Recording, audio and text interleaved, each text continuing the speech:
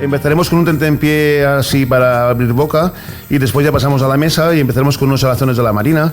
Continuaremos con, no pueden perderse tampoco los figatells de pego, las cocas de Daxa hechas con gambeta. Tendremos una pelota de puchero, un champiñón relleno de queso, rabo de toro y igual que hay algo más. Ahora empezamos a las 8 de la mañana, damos almuerzo, damos comidas, allá a las 5 de la tarde yo ya me voy. Me lo tomo como una afición, porque estoy acostumbrado a hacer tantas horas y ahora parece que eso no es trabajar. Pero la vida va cambiando, hay que trabajar, pero hay que vivir también.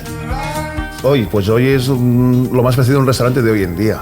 O sea, hacemos lo que hayamos hecho siempre, mejorado tal vez o más como se lleva ahora, pero continuamos con la tradición de siempre. O sea, las raíces son lo que intentamos mantener día a día y que no queremos perderlo nunca de vista. Allí, es verdad, hacemos unas tapas buenísimas, hacemos carne, pescados, arroces, hacemos muchísimos tipos de arroz. Nuestra especialidad es el arroz con costra, que es el plato típico de Pego. Pero hacemos ahora arroz de oso de marisco, hacemos el arroz de oso de bogavante. Ahora hemos incorporado el arroz con pato, setas y castañas, el arroz con pulpo y alcachofas, el arroz de cangrejo azul, que tanto pochaco dan la marjal, pero que vamos comiéndonos